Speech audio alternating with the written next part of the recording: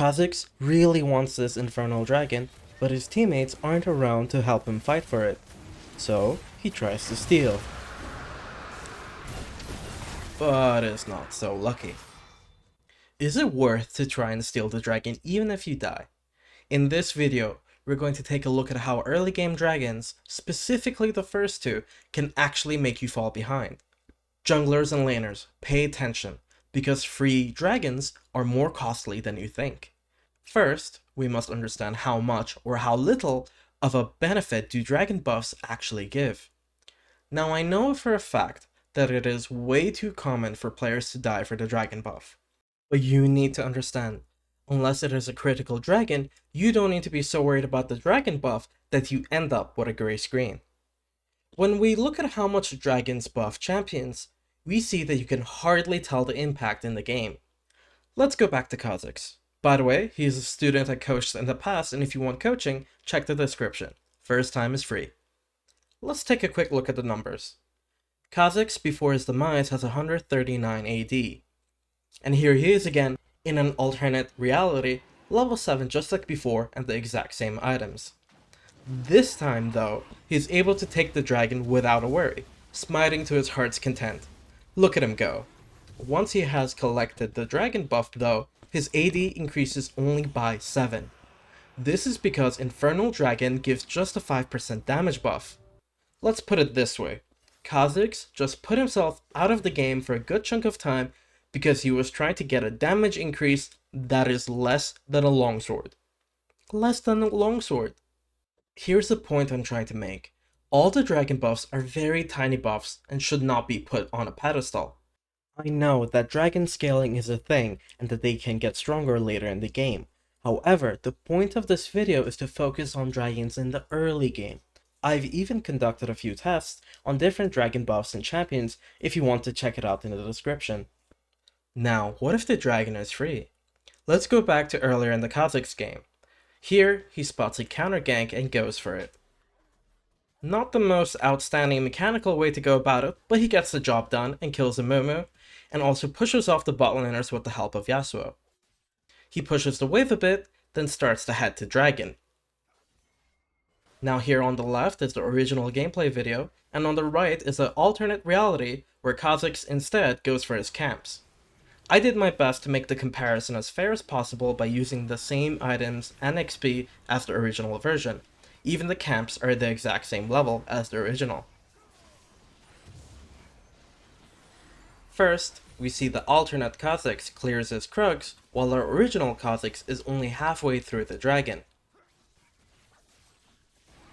Then, by the time he finishes the dragon, the alternate Kha'Zix is almost done with his raptors.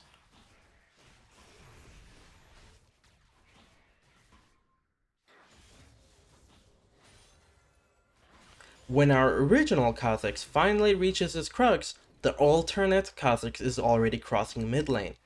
Keep in mind that without Yasuo's leash, the dragon would take even longer. Kha'Zix could have ignored the dragon by doing his camps, which means he approaches level 6 faster and his camps respawn sooner. Meanwhile, while he's doing his camps, he can look for ganking opportunities along the way in mid and top, finishing it off with an earlier reset.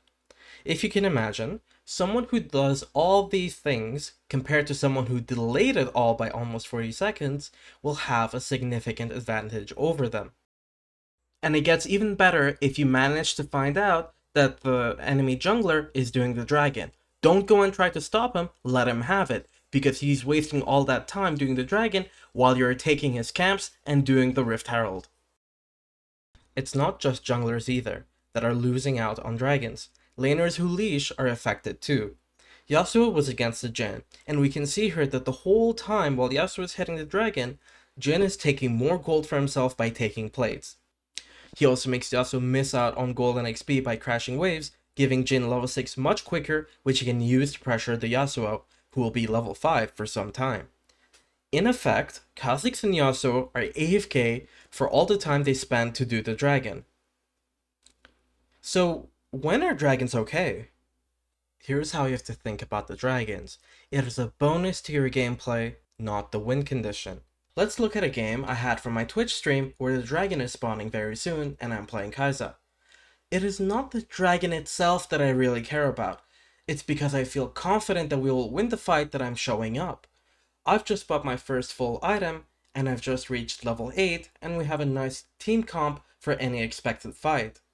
And you might also notice, Kindred has taken care of her camps already and is coming to the fight with her item too. Because of all these factors that helps us win the fight, we get to enjoy the dragon with minimal losses. And that's what I mean when I say that you want to make the dragons the bonus to your gameplay. Top laners, you want to pay attention to this too, because you could be the X factor that makes your team win and get the dragon too. Just like how we love this Yorick for saving us from Swain. Thank you, Yorick. If you're still not feeling sure, let me show you one last clip. This time, I'm playing Fiddlesticks, and after fighting for the dragon, Rammus ends up stealing it in the end. However, all of their members died for this dragon, which puts a lot of gold in our pockets, and on top of that, we were able to get the Baron. Well, almost. Make sure you keep your smite ready. I know the topic of dragons is rather polarized, but I hope I was able to show you and explain how you should play around dragons for the most benefit. If you have any doubts or questions, join my Discord and let's talk about it. If you see players who are a bit confused about dragons, please make sure to send them this video. Also, don't forget I'm offering free coaching for players in any role. Thanks for watching.